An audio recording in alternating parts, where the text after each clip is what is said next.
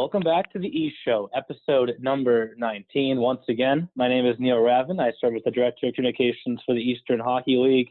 And I want to welcome in this week's guest, Josh Fusco. He's the head coach and the GM for the Wilkes-Barre Scranton Knights. Josh, this is now your second year in the league. Last year was your first. What are your thoughts on the EHL as a whole? I think it's a tremendous league. The league does a tremendous job, on and off the ice. Put the players first and foremost, and the staffs of every organization in the league are second to none, and do a great job with their organizations. Couldn't ask for a better league to be a part of, that's for sure. And going into this weekend, yes, your team has lost 5 straight games. Your record is 7-8-2, but in that 5-game stretch, they're by 2 goals each game. 1 game went to overtime. Of your 10 losses this season, only 2 of them were by 3 goals. Everything else was just nice and tight. Every game seems close. How do you get your team on the other side of those results? So in the winning column.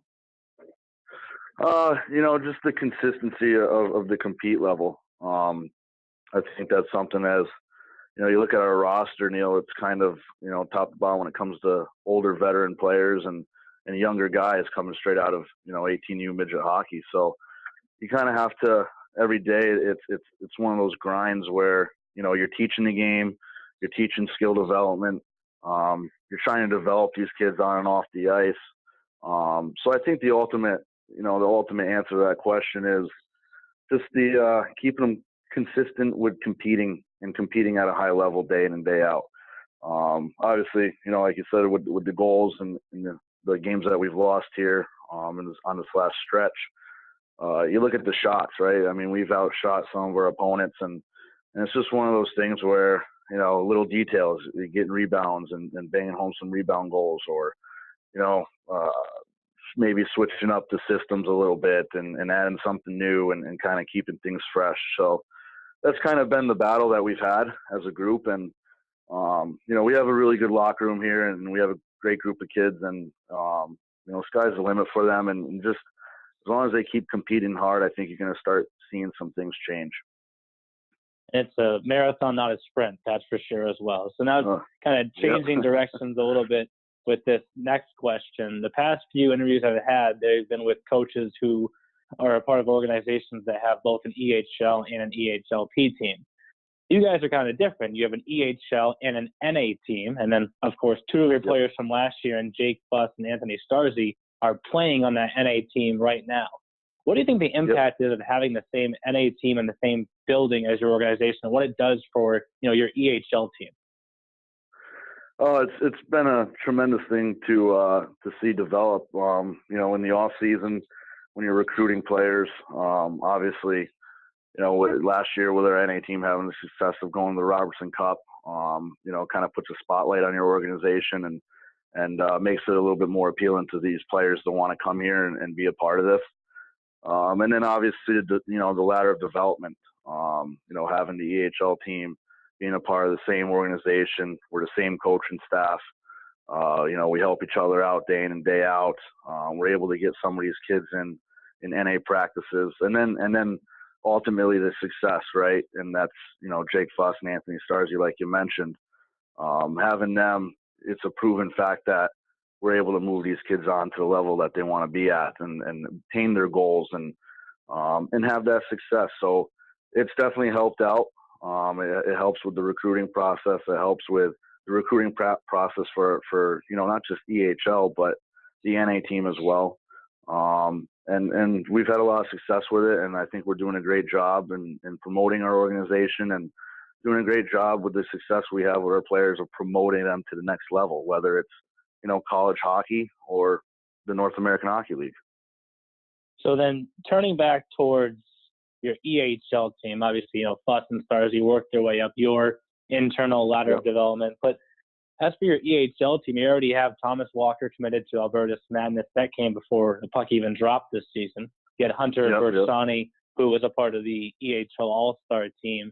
So those are 2 guys that have kind of got some recognition from the league, but obviously you have a full locker room. Are there players that, may not appear in the box score as much, or you may not hear their name as much, but we should be keeping an eye on here down the stretch? Yeah, and you know, right off the bat is Matt Passaretti, the 98 defenseman for us. He just committed to SUNY Canton less than 24 hours ago. So we're actually we're working on getting that up. But you know, you got Matt just committing to school, so that's a big thing for us. Rhett Padgett, I think, you know, he's been a part of our organization for a long time, and he was obviously here last year and moved into the captain role for us when Fuss was called up. And he's been a tremendous kid to have a part of this organization. He represents us well. And, you know, last year, he's another part of that success that we just spoke about. He was called up for a little while last year at the end of the season to our NA team, and I believe he played 7-8 games. So, you know, he spent some time up there. And then, you know, you mentioned Hunter, you know, and I think he had, you know, some pretty good success with the All-Star games. And, you know, he's been nothing but a pleasure to have, and bringing him part of our organization. You know, he came here to get that promotion and play at a high level and in a well-recognized league. And, you know, obviously the ultimate goal, as we've been talking about, is getting them on to college. So Emerson Emery, another 98, Zach Uladahajamed, another 98. You know, and I'm mentioning these names because they're kids all with the end result of wanting to go play college hockey.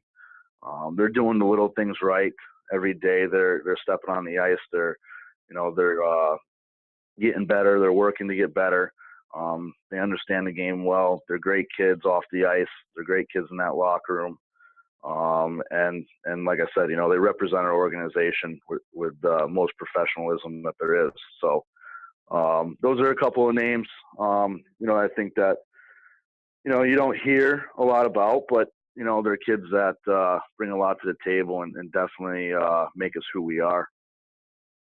And as I'll say it again, you know, it's a marathon, not a sprint. And for these guys, you want to peak at the right time. And of course, you want to get that college commitment off your shoulders as soon as you can. But, you know, I'll wrap things up here with one final question. Of course, if the playoffs started today, you would be the 5th seed in the Mid-Atlantic Conference. And obviously, there's still a lot of games left to be played. And you have one of the busier stretches between now and the holiday break in December. You have 12 games between, you know, the end of November and all of December.